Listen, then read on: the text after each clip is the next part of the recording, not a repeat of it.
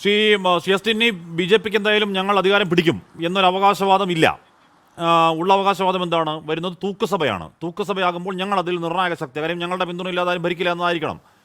അത് ആഗ്രഹമാണോ, ദുരാഗ്രഹമാണോ, മോഹമാണോ, വ്യാമോഹമാണോ എന്നൊക്കെ 4-ാം തീയതി അറിയാം. പക്ഷേ UDF 60 സീറ്റ് കടക്കില്ല എന്നാണ് അങ്ങയുടെ പാർട്ടി അധ്യക്ഷൻ. അങ്ങയുടെ പാർട്ടി അധ്യക്ഷൻ അക്കാര്യത്തിൽ അത്ര ഉറപ്പെന്താണ്? അത് BJP സംസ്ഥാന അധ്യക്ഷൻ പറയേണ്ട കാര്യം എന്താണ്? ശ്രീ എസ്റ്റിനി, നോക്കൂ ശ്രീ ഹാഷ്മി, ഇതിനകത്ത് എനിക്ക് പറയാനുള്ളത് ഈ ആത്മവിശ്വാസവും അഹങ്കാരവും തമ്മിൽ വളരെ ചെറിയൊരു വ്യത്യാസമേ ഉള്ളൂ. അപ്പം 100 സീറ്റ് കൂടുതൽ കിട്ടും എന്ന് പറയുന്ന നേതാക്കന്മാർ ഓൾറെഡി ഡിസൈഡ് ചെയ്ത് കഴിഞ്ഞു, അവർ ഓൾറെഡി നിശ്ചയിച്ച് കഴിഞ്ഞു.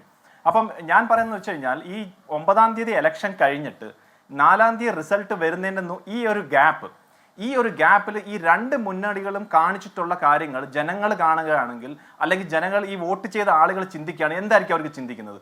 ഇപ്പൊ UDFന്റെ കാര്യം നമുക്ക് നോക്കാം.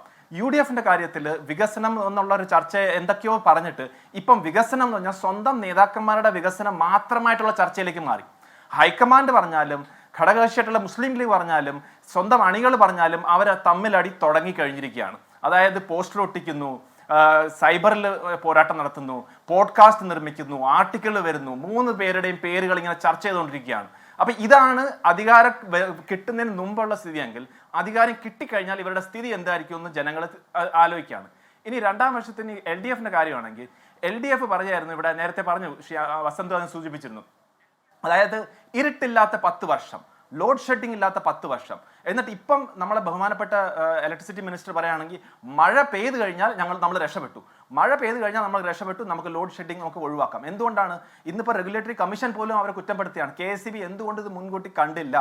എന്തുകൊണ്ട് നമുക്ക് സോളാർ പവർ ഇവിടെ കിട്ടിയിട്ട് അതിനെ വേണ്ട രീതിയിലുള്ള യൂട്ടിലൈസ് ചെയ്യാനുള്ള ഫെസിലിറ്റീസ് എന്തുകൊണ്ട് നിങ്ങൾ എടുത്തില്ല? അപ്പൊ ഈ KSEBയുടെയും ഈ ലോഡ് ഷെഡിങ്ങിന്റെയൊക്കെ ഈ 10 വർഷത്തിന്റെ ഒരു ഭരണത്തിന്റെ ഉദാഹരണം തന്നെ അല്ലേ അത്?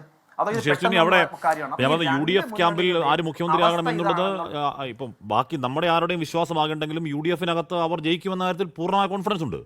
പൂർണ്ണമായ കോൺഫിഡൻസിൽ ആ പാർട്ടി ആര് മുഖ്യമന്ത്രിയാവുമെന്ന് ചർച്ച നടത്തുന്നത് വിജയിക്കുമെന്ന് ആത്മവിശ്വാസമുള്ള പാർട്ടിയുടെ ചർച്ചകളാണ്. ഇപ്പോൾ അങ്ങയുടെ പാർട്ടിയുമായി അതിനെ കമ്പയർ ചെയ്യുമ്പോഴല്ലേ അഹങ്കാരം തോന്നുന്നത്?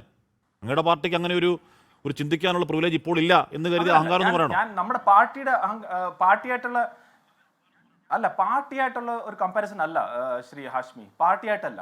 നോക്കൂ, നമ്മളിപ്പം ഞാൻ എന്തുകൊണ്ടാണ് അതിന് 100 സീറ്റിന് മേളിൽ എന്ന് പറയുന്നത്, നമ്മൾ മനസ്സിലാക്കണം ഒരു യാഥാർത്ഥ്യം, നമുക്ക് ഒരു ഇത് വേണം. അതായത് 100 സീറ്റൊക്കെ ശ്രീ ഹാഷ്മി എന്നെ പറഞ്ഞ പോലെ ഇലക്ഷന് മുൻപ് പറയുന്നത് അത് ഒരു വിന്നിംഗ് ഫാക്ടറിലേക്ക് കൊണ്ടുപോകാം, ഞാൻ വനവാസത്തിലേക്ക് പോകാം, അതൊക്കെ ഒരു ഇലക്ഷൻ ക്യാമ്പയിനിങ്ങിന്റെ ഭാഗമായിട്ടിരിക്കാം.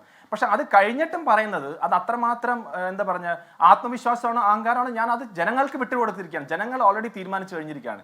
ഇവിടെ പ്രശ്നം എന്ന് വെച്ച് കഴിഞ്ഞാൽ ഇത് തന്നെയാണ് ഞാൻ നേരത്തെ പറഞ്ഞ പോലെ ടീം UDF എന്നുള്ള ഒരു വാക്കായിരുന്നു ശ്രീ ബഹുമാനപ്പെട്ട പ്രതിപക്ഷ നേതാവ് എപ്പോഴും ഉപയോഗിച്ചത്. Team UDF. ഇപ്പൊ ടീം കോൺഗ്രസ് എന്നുള്ള നിലയിൽ എന്തെങ്കിലും ഒരു സംസാരമുണ്ടോ? അപ്പൊ ഇപ്പം ഈ രണ്ട് മുന്നണികളുടെയും നമ്മളിപ്പോൾ അനലൈസ് ചെയ്യുമല്ലോ. ഈ ഇലക്ഷൻ റിസൾട്ട് വരുന്നതിന് മുൻപാണ് ഈ സ്ഥിതിയെങ്കിൽ ഇലക്ഷൻ കഴിഞ്ഞാൽ ഇവരുടെ സ്ഥിതി എന്തായിരിക്കും എന്നാണ് ഞാൻ സാധാരണക്കാരായിട്ടുള്ള ഈവൻ കോൺഗ്രസിന് വോട്ട് ചെയ്ത ആളുകൾ പോലും ചിന്തിക്കുക.